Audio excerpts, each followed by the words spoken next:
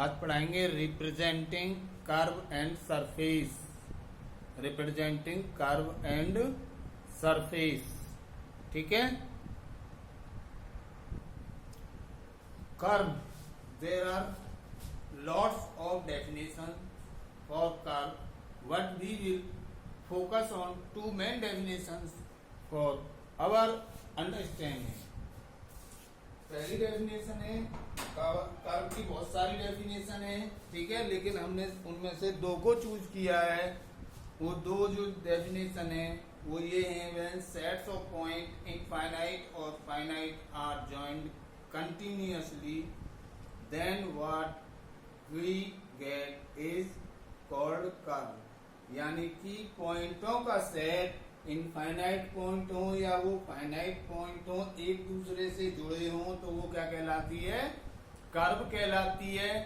When we start from a point for drawing a geometric figure and end at some other point without any gap, so what we get is called a curve। यानी कि आप किसी एक point से start करते हैं बनाना और दूसरे पॉइंट पर जाते हैं और उसके बाद में फिर तीसरे पॉइंट पर जाते हैं, ठीक है, चौथे पॉइंट पर जाते हैं, बिना किसी गैप के। उन पॉइंटों के बीच में कोई गैप नहीं होना चाहिए, तो वो क्या कहलाती है? कर्व कहलाती है। अदर डेफिनेशन जो है वो in mathematics curve is generally speaking an object similar to a line what that need not be straight, thus a curve is generalization of a line and that it may be curved। यानी कि mathematics की form में generally हम बोले उस प्रकार का object जो एक स्ट्रेट लाइन में हो, दो पॉइंटों को कनेक्ट करता हो, ठीक है, या वो स्ट्रेट लाइन नहीं होनी चाहिए, वो स्ट्रेट लाइन नहीं होनी चाहिए। दस एक कर्व है जर्नलाइज ऑफ ए लाइन, वो कर्व क्या कहलाएगी? एक जर्नलाइज लाइन कहलाएगी। In that is maybe curve, और उसे हम कर्व भी कह सकते हैं। या गणितीय भाषा में इसे ऐसे भी बोल सकते हैं, किसी एक बिंदु से कोई एक फिक्स दूरी रख कर और उसके चारों तरफ उसे घुमा दिया जाए तो वो भी कर्व कहलाती है, जिसे हम क्या कहते हैं? वृत्त कहते हैं, सर्कल कहते हैं, ठीक है। यानी कि किसी एक फिक्स पॉइंट से कोई नियत दूरी रखकर और उसे घुमा दिया जाए, यानी पॉइंट टू पॉइंट मिला दिया जाए, तो वो भी एक कर्व कहलाती है, ठीक है।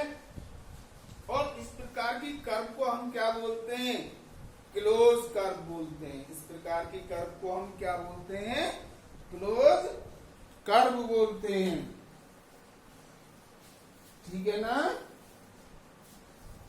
और यदि हमारे पास में ये है तो ये भी कर्व कहलाएगी, बट ये है तो ये कर्व नहीं कहलाएगी, ये कर्व नहीं कहलाएगी, क्योंकि पॉइंट फिक्स है, ये दूरी रखकर ये घुमा दिया, ये दूरी रखकर ये घुमा दिया, तो कर्व के अंदर ये कर्व है, ना कि एक सिंगल कर्व है। अब टाइप्स ऑफ कर्व पढ़ेंगे। टाइप्स ऑफ कर्व क्या होती है? टाइप्स ऑफ कर्व क्या होती है?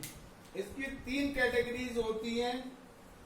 Number first, open curve. Open curve क्या होती है? जैसे आपकी ओपन कर्व ये बन गई आपकी, ये क्या है? ये ओपन कर्व है, ये भी ओपन कर्व है, ठीक है। ओपन कर्व क्या होती है? जिसका एरिया हम फाइंड आउट नहीं कर सकते हैं, वो ओपन कर्व कहलाती है। जिसका एरिया हम फाइंड आउट नहीं करते हैं वो कर्व नहीं कहलाती है। यानी कि एक बिंदु पर एक ही लाइन आकर मिले तो वो क्या कहलाएगी? ओपन कर्व कहलाएगी, ठीक है। फिर है आपकी क्लोज्ड कर्व।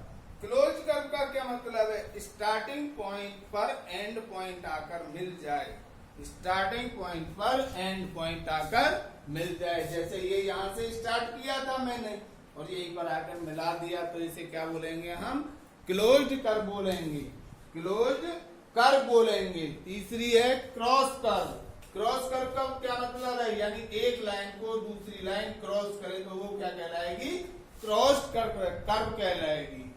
तो आई थिंक कर्व आपकी समझ में आ गई होगी। कर्व क्या होती है, कर्व दो पॉइंटों को मिला दे, वो क्या कहलाएगी, कर्व कहलाएगी। या स्ट्रेट लाइन हो या कैसी भी लाइन हो, ठीक है, या दो से अधिक पॉइंटों को उनके बीच बिना गैप के उन्हें मिलाती रहे तो वो क्या कहलाएगी, हमारी कर्व कहलाएगी।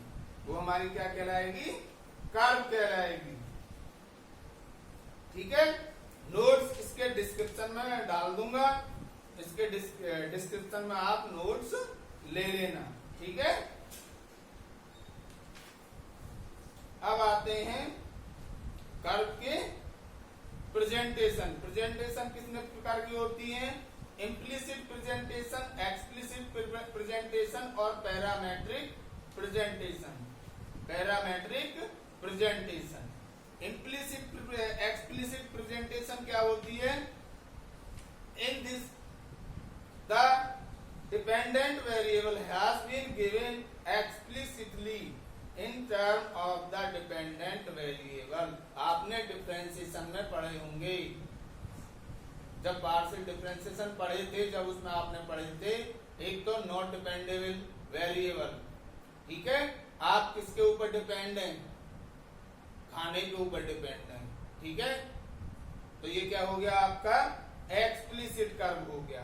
ये आपका क्या हो गया, एक्सप्लिसिट कर्व हो गया। और पानी तो पीते ही खाना खाने के बाद, पानी तो पीते ही खाना खाने के बाद, तो क्या हो गया, वो एक्सप्लिसिट कर्व हो गया। Explicit representation is single value for each value of X, only a single value of Y is computed. ठीक है, इम्प्लिसिट कर्व क्या होती है, in this dependent variable is not expressed in term of some independent variable. जैसे देखो, explicit curve तो वो होती है जैसे गांव में लोग खाना खाते हैं। ठीक है, शहर के लोग खाना खाते हैं, उन्हें नहीं पता गेहूं कहां से आते हैं, गेहूं का आटा कैसे पिसता है, गेहूं का पेड़ कैसे होता है। ठीक है ना, तो वो तो हो गए आपके एक्सप्लिसिट, वो डिपेंडेबल है बस आटे पर। और आटा आएगा कहां से, आटे को पैदा कौन करता है, उसकी उन्हें पता ही नहीं है, उसकी उन्हें पता ही नहीं है। ये बात कर दी जाए तो वो क्या हो जाएगी, implicit representation of curve, implicit representation of curve. ठीक है, अब आती है तीसरी पैरामेट्रिक कर्व।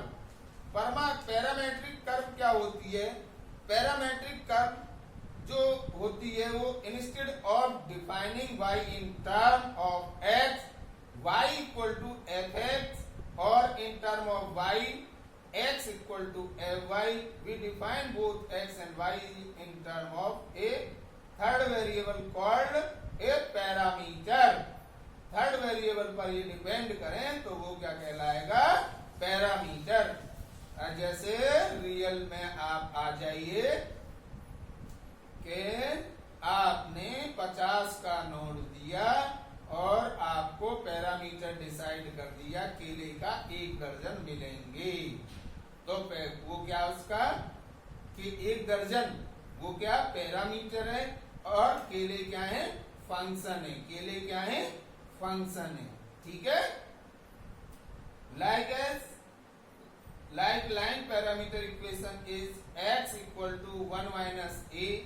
उसके बाद दुकान पर जितना भी रखा हुआ है उसमें से कुछ तो घटेगा ही, जो आपने पैरामीटर लिया है x0 के लिए। ठीक है, प्लस दूसरा ग्राहक आया तो दूसरे ग्राहक को आपने भी a पैरामीटर का दे दिया। ठीक है, और अब इसकी थ्योरी लिखते हैं जब देखते हैं। ठीक है, representation representing curve. In computer graphics, we daily need to draw or design different type of object which are not flat. ठीक है, समझ में आ गई? हम बहुत सारे अपने डेली लाइफ में डेली क्या ऑब्जेक्ट ड्रॉ करते हैं, फिजिकली भी करते हैं, वैसे भी करते हैं, कागज को मोड़ते हैं, कुछ बना लेते हैं। तो हमारी डेली लाइफ में हम जो डिफरेंट टाइप के ऑब्जेक्ट को जो फ्लैट ना हो, फ्लैट मतलब कागज ही है खाली, तो कागज तुमने क्या ड्रॉ किया है? कागज से आपने हवाई जहाज बना के उड़ा दिया, कागज से आपने बोट बना दी, कागज से आपने मेंढक बना दिया, कागज से आपने घर बना दिया, कागज से आपने झोपड़ी बना दी।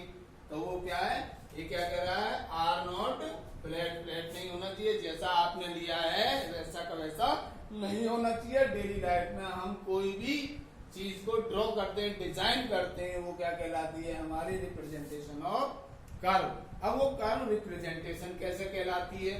पहले पूरी डेफिनेशन को और एक बार देख ले। What have bands and variations and most importantly smoothness like human face, automobiles, design and many more. आप ह्यूमन फेस बनाते हैं एक कागज पर, ठीक है? आप बाल काले करते हैं, ठीक है?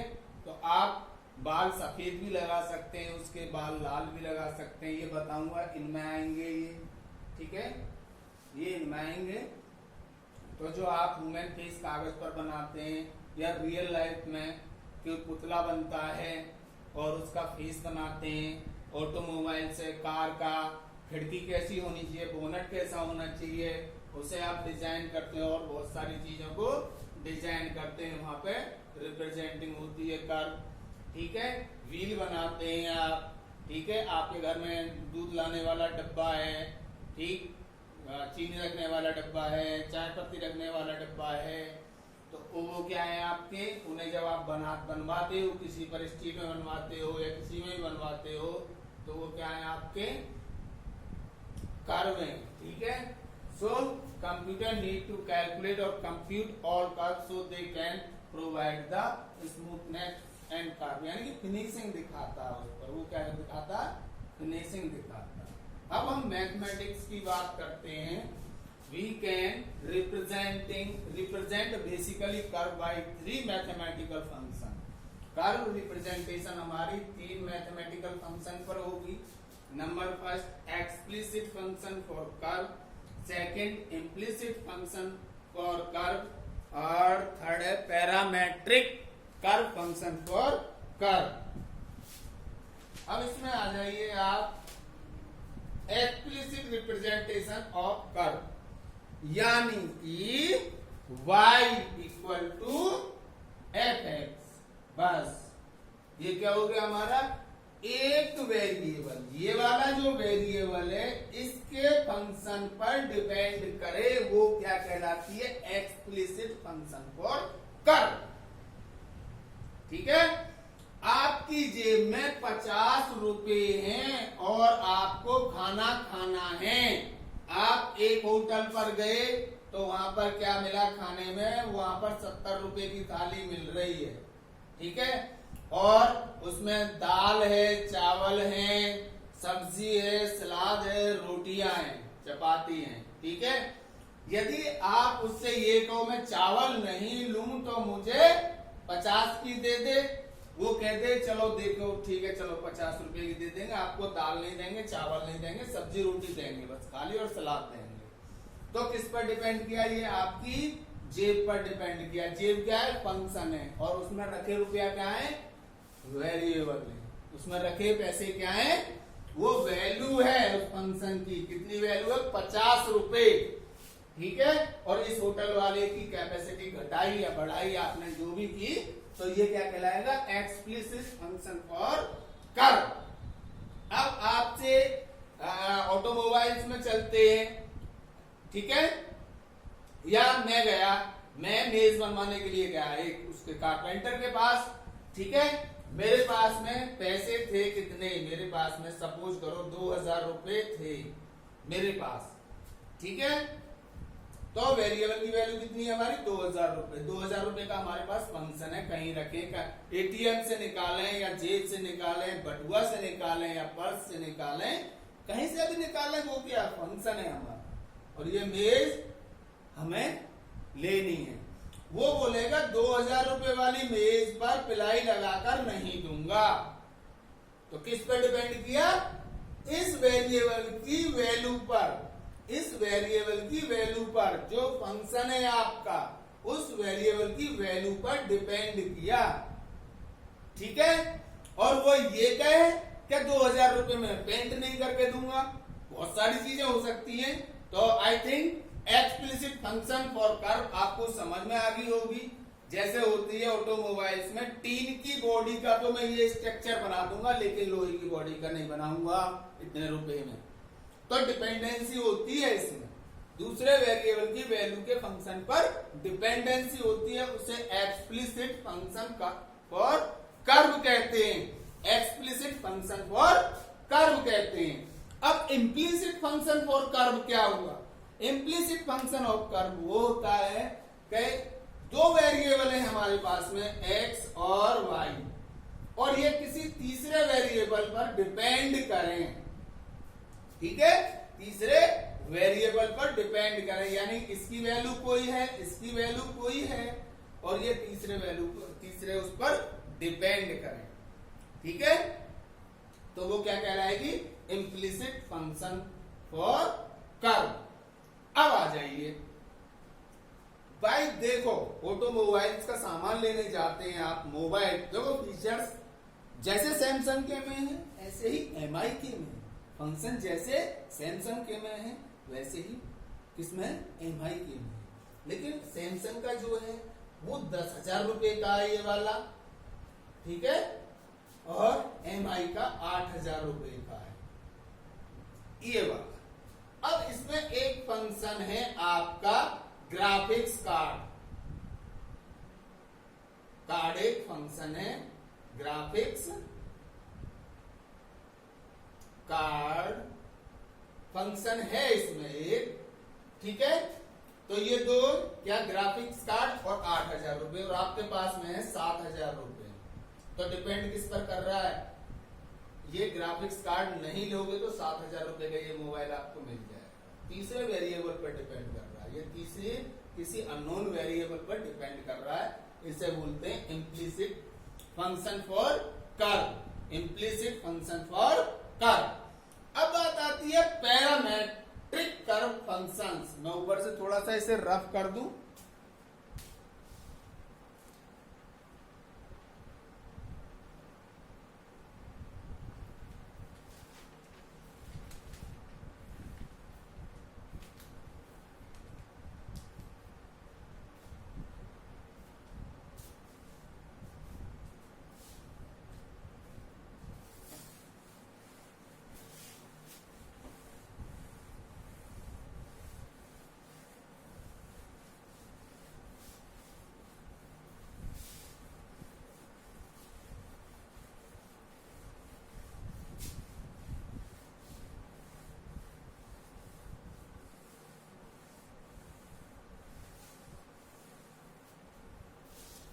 पैरामेट्रिक क्या होती है, यदि आपकी एक्स डिपेंड करेगी एफ वाई के फंक्शन पर, और उसमें कोई एक पैरामीटर होगा, उसमें कोई एक पैरामीटर होगा।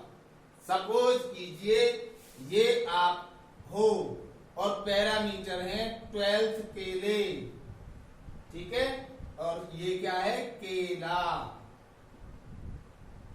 ठीक है, ये क्या है आपका, केला, और ये 12th की गिनती में आते हैं। ठीक है, तो आपके पास में 50 रुपए है, 50 रुपए का वो दे रहा है 1 दर्जन केला। ठीक है, तो पैरामीटर भी उसमें होना चाहिए, चीनी हो कुछ भी हो। ठीक है, दूसरे फंक्शन का, दूसरे वेरिएबल का फंक्शन और उसमें पैरामीटर भी हो, तो वो पैरामेट्रिक कर्व रिप्रेजेंटेशन होगी, वो पैरामेट्रिक कर्व रिप्रेजेंटेशन होगी।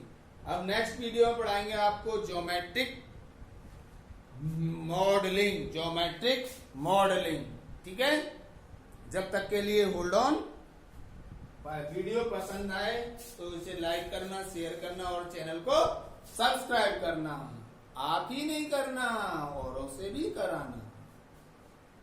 Okay bye.